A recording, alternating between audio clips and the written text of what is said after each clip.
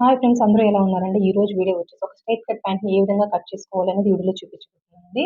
ఇక్కడ చూడండి. ఫస్ట్ వచ్చేసి ఈ స్ట్రెయిట్ కట్ ప్యాంట్‌కి 2 కొలతలుంటే సరిపోద్దండి. ఒకటొచ్చేసి హిప్ లూజ్ అండి. హిప్ లూజ్ అంటే ఈ ప్యాంట్‌ని మనం ఎక్కడి వరకైతే కట్టుకుంటున్నామో ఆ కొలతనమాట. ఈ కస్టమర్‌కొచ్చేసి హిప్ లూజ్ వచ్చేసి 34. ఓకేనా? ఇంకొచ్చేసి ఈ ప్యాంట్ లెంత్ వచ్చేసి ఈ కస్టమర్‌కి 41 అండి. ఓకేనా? ఈ 2 కొలతలుంటే సరిపోద్దండి. ఓకేనండి? ఇక్కడ చూడండి. ఫస్ట్ వచ్చేసి ఫ్రంట్ పార్ట్‌ని కట్ చేసుకున్న తర్వాత బ్యాక్ పార్ట్‌ని కట్ చేస్తామండి. ఓకేనా? ఫ్రంట్ పార్ట్ ఆధారంగానే బ్యాక్ పార్ట్‌ని కట్ చేస్తామనమాట. ఇక్కడ చూడండి. ఓపెన్స్ ఏమో నా వైపునున్నాయి. క్లోజ్ పార్ట్ ఏమో ఆపోజిట్ అనమాట. ఇవొచ్చేసి 2 లేయర్స్ అండి. ఓకేనా? చూడండి. కింద వైపున ఏ క్రాసులు లేకుండా ఒక లైన్ డ్రా చేసేసుకున్నాను. మన వైపున వచ్చేసి కోరా పార్ట్ ఉంది. నాకొచ్చేసి ఇక్కడ హెచ్చు తగ్గులున్నాయి కాబట్టి ఇక్కడి వరకు నేను ఏ క్రాసులు లేకుండా ఒక లైన్ డ్రా చేసేసుకున్నాను. ఓకేనండి? ఇంకిప్పుడు చూడండి. ఫస్ట్ వచ్చేసి కింద వైపున కాలి పట్టీకి ఫోల్డ్ చేసి కుట్టుకోవడం కోసం ఈ స్కేల్ వెడల్పునండి. ఓకేనా? ఈ స్కేల్ వెడల్పున ఎక్సెస్ మార్క్ చేసుకుంటున్నా. దేనికి? కాలి పట్టీకండి. కింద పట్టీ భాగం ఉంటది కదా! కాలి భాగం అది ఫోల్డ్ చేసుకోవడం కోసం. ఓకేనా? ఇంతవరకైతే క్లియర్ కదా! ఇప్పుడు మనకి ప్యాంట్ లెంత్ ఎంతండి? 41 ఇంచులు. ఇక్కడ చూడండి. ఇంకిదొచ్చేసి ఫోల్డింగ్ కోసం కాబట్టి ఇది విడిచిపెట్టేసుకొని నేను 41 ఇంచులకి మార్కింగ్ పెట్టుకుంటున్నా. చూడండి ఇక్కడి వరకు. ఓకేనా? మార్కింగ్ పెట్టుకున్నానా? అదే మార్కింగ్ ఇక్కడ కూడా ఇంకో వైపున కూడా ఈ విధంగా మార్కింగ్ పెట్టేసుకొని చూడండి. ఈ విధంగా స్ట్రెయిట్‌గా ఒక లైన్ డ్రా చేయడమే.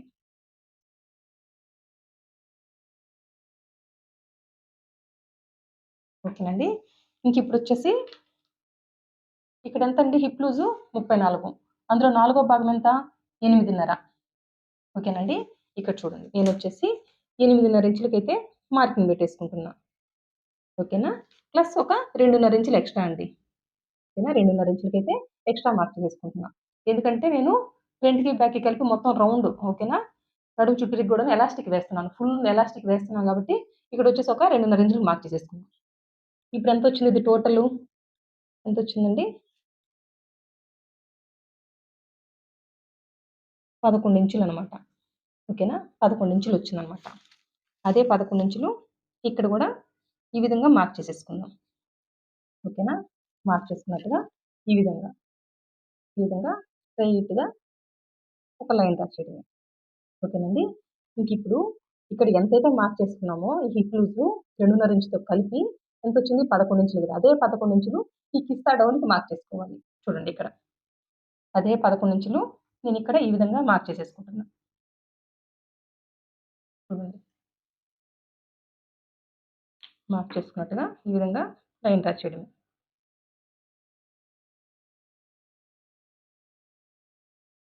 ఓకేనండి. ఇంకిక్కడొచ్చేసి ఒక 2 ఇంచులండి. ఈ కిస్తా ఈ మూల నుంచి ఒక 2 ఇంచులు ఈ విధంగా మార్కింగ్ పెట్టేసుకోవాలి. ఓకేనా? 2 ఇంచులు మార్కింగ్ పెట్టుకుంటే ఇప్పుడెంతొచ్చిందో చూడండి. ఎంతొచ్చింది? 13 ఇంచులు. టేప్‌ని ఈ విధంగా ప్లేస్ చేస్తే 13 ఇంచులొచ్చింది కదా! చూడండి. ఈ విధంగా ఫోల్డ్ చేసేసుకొని మిడిల్‌కి ఒక మార్కింగ్ పెట్టాలి. ఇప్పుడెంతొచ్చింది? 6:30 ఇంచులనమాట. ఈ చివరనొచ్చేసి మనము 6:30 ఇంచులకైతే మార్కింగ్ పెట్టేస్తున్నాం. ఓకేనా? చూడండి. ఓకేనండి. ఇక్కడికైతే మార్కింగ్ పెట్టేసుకున్నాం. ఇప్పుడు ఈ మిడిల్ మార్కింగ్ ఉంది గదా! ఇక్కడి నుంచి ఒక 3 ఇంచులకి ఒక మార్కింగ్, మళ్ళీ అటువైపున గూడా 3 ఇంచులకి అటువైపున గూడా ఒక మార్కింగ్ పెట్టేసుకోవాలి. ఓకేనండి. ఇంతవరకు క్లియర్ కదా! ఇంకా ఈ కార్నర్ దగ్గర నుంచి 1:30 ఇంచుకి మార్క్ చేసేసుకోవాలి. ఈ విధంగా ఈ కార్నర్ దగ్గర నుంచి 1:30 ఇంచుకి మార్క్ చేసుకున్న తర్వాత ఇక్కడి నుంచి చూడండి. ఈ విధంగా ఫార్మాలిటీకి ఈ విధంగా రౌండ్ ఇవ్వాలండి. అంతేగాని ఇక్కడ మంచి రౌండ్ ఇద్దామనేసి ఈ విధంగా రౌండ్ ఇచ్చారనుకోండి ఇక్కడంతా గూడా ముడతొచ్చేస్తది. అందుకని అట్లా ఇవ్వకూడదు. ఓకేనా? ఈ విధంగా ఫార్మాలిటీకి ఒక రౌండ్ ఇచ్చేయాలి. ఓకేనా? చూసారు గదండీ! ఈ విధంగా అయితే రౌండ్ షేప్ ఇచ్చేయాలి. ఓకేనా? ఇంతవరకైతే క్లియర్ గదండీ! ఇక్కడ చూడండి. మళ్ళీ గూడా మీకు ఒకసారి మొత్తం గూడా మార్కింగ్ పెట్టుకున్న తర్వాత గూడా ఎక్స్‌ప్లెయిన్ జేస్తాను. ఇంకిప్పుడొచ్చేసి ఈ స్కేల్ ఉంది గదా! ఈ స్కేల్‌ని తీసుకొచ్చేసి ఇక్కడి నుంచి ఇక్కడ 3 ఇంచుల మార్కింగ్ ఉంది గదా! ఓకేనా? ఇక్కడి వరకు కలిపేయాలండి. ఓకేనా? చూడండి. ఈ స్కేల్‌నయితే ఈ విధంగా ప్లేస్ చేసేసుకోవాలి. ఈ విధంగా.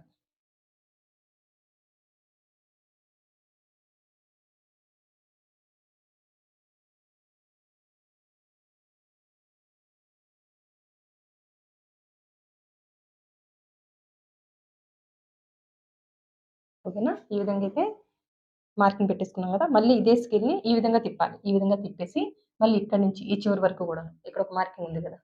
ఇక్కడ వరకు. చూడండి ఈ విధంగా.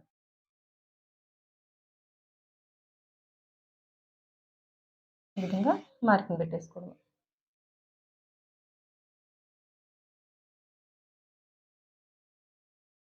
ఓకేనండి. ఇంతవరకైతే అర్థమైంది గదా! ఇంకిక్కడొచ్చేసి ఈ పై వైపునొచ్చేసి ఒక 2 ఇంచులండి. ఎలాస్టిక్ ఎక్కించుకోవడానికి పట్టీ కోసం ఒక 2 ఇంచులు ఎక్స్‌ట్రా మార్క్ చేసేసుకుంటున్నా. చూడండి ఈ విధంగా.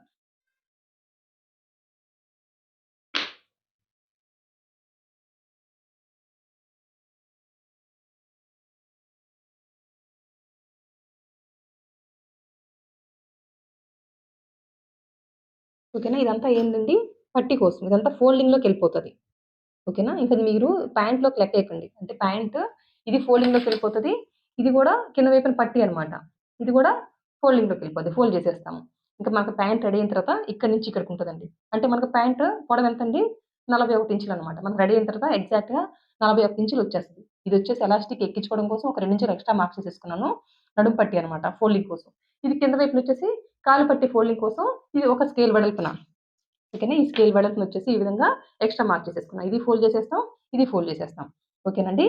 ఈ 2 ఒక్కొక్కసారి క్లాత్ ఎక్కువుంది కాబట్టి ఇక్కడే మార్క్ చేసేసుకుంటాం. మన దగ్గర క్లాత్ తక్కువున్నప్పుడొచ్చేసి ఈ 2 ఇంచుల వెడల్పు ఈ క్లాత్ అనేది మనం సైడ్ మిగిలిన క్లాత్‌తో తీసుకుంటామండి.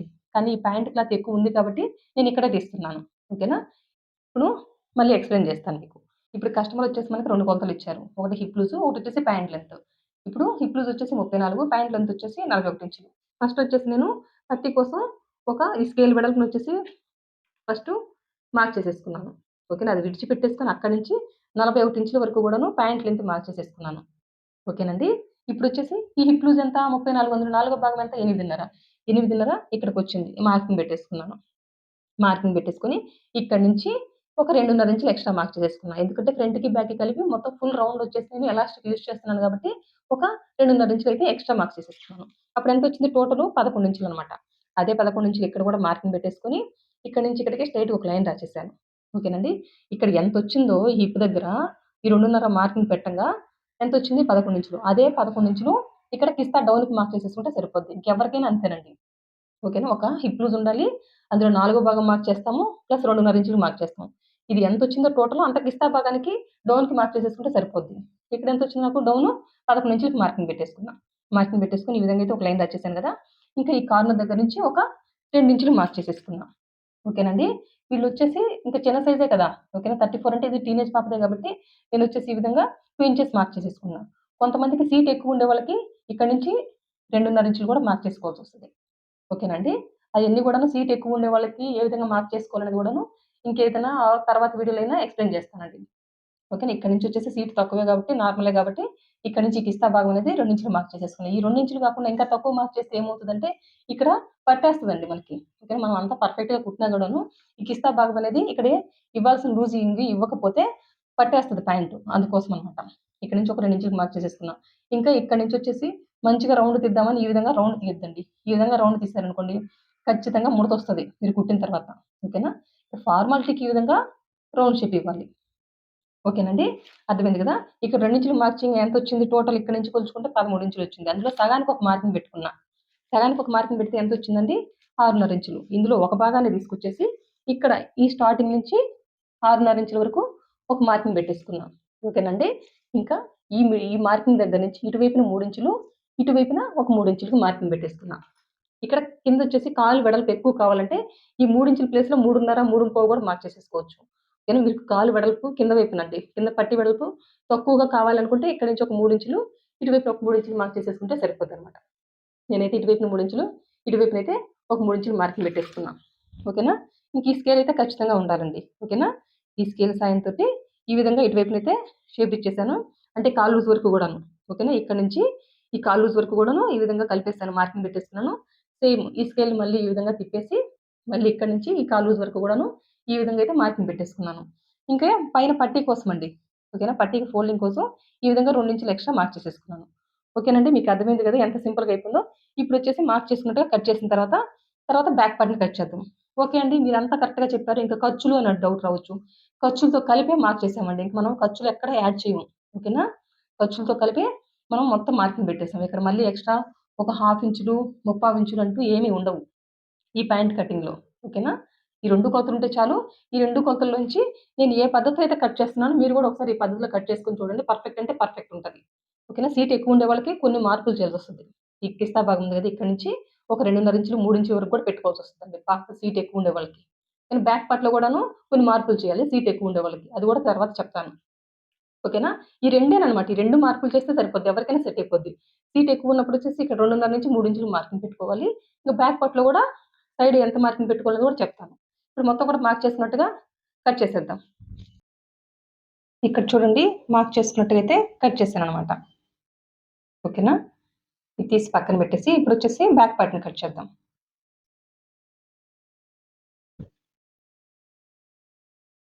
ఓకేనా? బ్యాక్ పార్ట్ మీద ఈ ఫ్రంట్ పార్ట్‌ని తీసుకొచ్చేసి ఈ విధంగా ప్లేస్ చేయడమేనండి.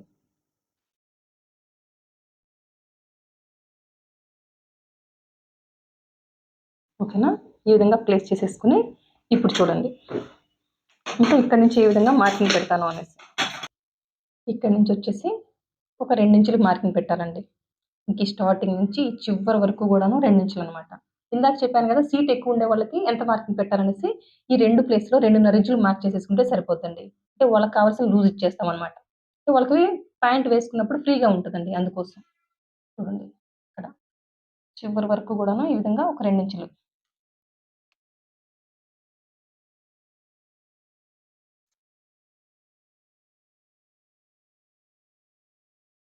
ఓకేనా? ఇంకిక్కడ చూడండి.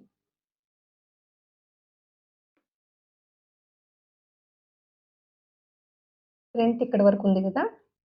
ఇక్కడి నుంచి పైకొక 2 ఇంచులండి. చూడండి ఈ విధంగా.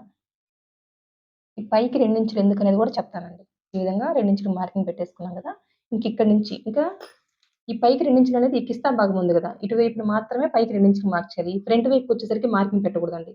ఫ్రంట్ ఎంతుందో బ్యాక్ పార్ట్‌లో గూడా ఈ ఫ్రంట్ పార్టు ఇంతవరకే ఉంటదనమాట. ఓకేనా? చూడండి. ఈ విధంగా అయితే మార్కింగ్ పెట్టేయాలి. చూసారు కదండీ ఎంత సింపుల్‌గా అయిపోయిందో. ఇంకా ఈ ఫ్రంట్ కిస్తా భాగంలో ఈ బ్యాక్ పార్ట్‌కి మాత్రమే బ్యాక్ వైపున మాత్రమే ఎందుకు 2 ఇంచెస్ పైకి మార్క్ చేయాలంటే, ఇది సీటు భాగం గదండీ! బ్యాక్ వైపున ఈ సీటు భాగం అనేది మనం కూర్చున్నప్పుడు కిందకొచ్చేస్తదనమాట.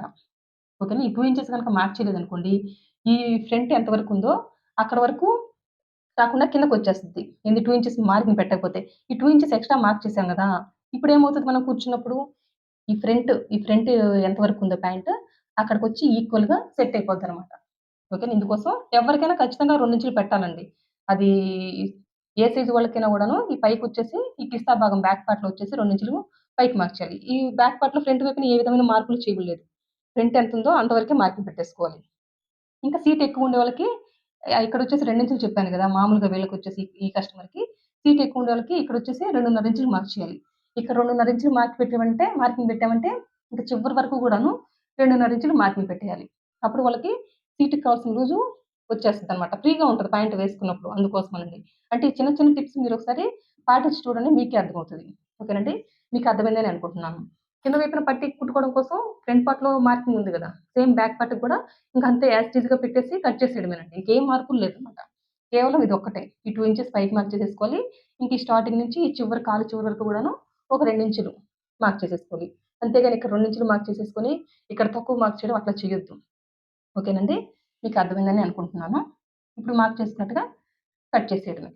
ఇక్కడ చూడండి మార్క్ చేసుకున్నట్టుగయితే కట్ చేసామనమాట. ఓకేనా? ఇప్పుడు ఇంతవరకు కూడాను ఓపెన్సే మన వైపున ఎందుకు పెట్టుకోమన్నాను అంటే, ఈ సైడ్ మిగిలే క్లాత్‌లో వచ్చేసి మనం పాకెట్స్ ఏవైనా అవసరమైనప్పుడు కట్ చేసుకోవడానికి ఉంటది కదా! క్లోజ్ పార్ట్ అనేసి, మనం ఈ విధంగా క్లోజ్ పార్ట్ అనేది మనకు అపోజిట్‌గా పెట్టుకుంటామండి. అంతే అనమాట. ఓకేనా? క్లోజ్ పార్ట్ ఇటువైపున ప్రాబ్లమ్ లేదు. పాకెట్ కోసం ఉపయోగపడతది కదా! క్లాత్ అనే ఉద్దేశంతో ఇటువైపునొచ్చేసి క్లోజ్ పార్ట్ మనకు అపోజిట్ ఉంచమని చెప్తాను. ఓకేనా? ఇక్కడ చూడండి. ఇంకిక్కడొచ్చేసి చూసారు గదండీ! ఎంత సింపుల్‌గా అయితే కట్ చేసాము. మీకొక డౌట్ రావచ్చు. ఇంకా ఫ్రంట్‌కొచ్చేసి పట్టీకి 2 ఇంచెస్ ఎక్స్‌ట్రా మార్క్ చేసాం గదా! ఇంకా బ్యాక్ పార్ట్‌కి అవసరం లేదా అనేసి. ఇక్కడ ఈ 2 ఇంచెస్ పట్టీకి ఫ్రంట్ పార్ట్‌లో ఎంతుందో దాంతో కలిపే మనము బ్యాక్ పార్ట్‌కి ప్లేస్ చేసుకొని కట్ చేసాం గాబట్టి ఇంక ఎక్స్‌ట్రా ఏం మార్కింగ్ పెట్టాల్సిన అవసరం లేదు. ఈ 2 ఇంచెస్ అనేది ఒకటే మార్కింగ్ పెట్టుకోవాలి. ఓకేనండి. మీకు అర్థమైందని అనుకుంటున్నాను. ఇంకిక్కడ చూడండి. తీసి పక్కన పెట్టేద్దాం. ఇంకా ఈ ప్యాంట్ స్టిచ్చింగ్ వీడియో గూడా ఖచ్చితంగా అప్లోడ్ చేయడానికి ట్రై చేస్తానండి. ఓకేనా. ఇప్పుడొచ్చేసి పాకెట్‌ని ఏ విధంగా కట్ చేసుకోవాలని చూద్దాం.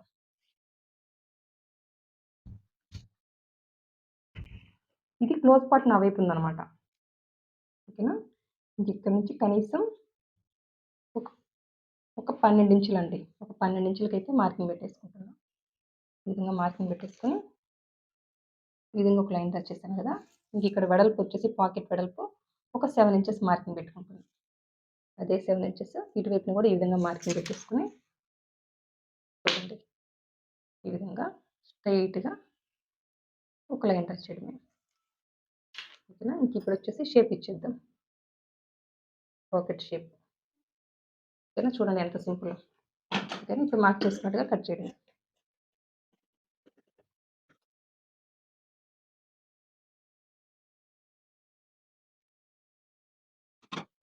ఓకేనండి. చూడండి మార్క్ చేసుకున్నట్టుగా కట్ చేసేసాననమాట.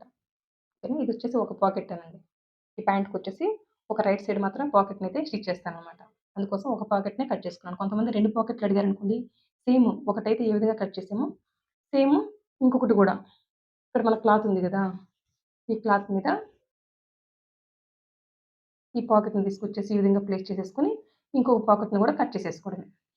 ఓకేనా. వీళ్ళు మనకు ఒకటే అడిగారు కాబట్టి నేనైతే ఒకటే కట్ చేశానండి. ఓకేనండి. ఈ ప్యాంట్ కటింగ్ అయితే మీకు అర్థమైందని అనుకుంటున్నాను. ఈ ప్యాంట్ కటింగ్ చాలా అంటే చాలా సింపుల్ అండి. కటింగ్ ఎంత సింపులో స్టిచ్చింగ్ కూడా అంతే సింపుల్. నేను ఏ విధంగా టిప్స్ చెప్పాను ప్యాంట్ కట్ చేసినప్పుడు, మీరు అవే టిప్స్ ఫాలో అయ్యి కట్ చేసుకొని చూడండి. మీకు పర్ఫెక్ట్ అంటే పర్ఫెక్ట్ ఫిట్టింగ్ వస్తది. ఓకేనండి. అంతేనండి. నా వీడియో గనుక నచ్చినట్లయితే లైక్ చేయండి, షేర్ చేయండి, సబ్స్క్రైబ్ చేయండి. థాంక్ యూ అండి. Thank you for watching. మీకేమైనా డౌట్స్ ఉంటే కామెంట్ రూపంలో తెలియజేయండి. నేను క్లియర్ చేయగలిగినవైతే ఖచ్చితంగా క్లియర్ చేస్తాను. థాంక్ యూ అండి. Thank you for watching. Bye.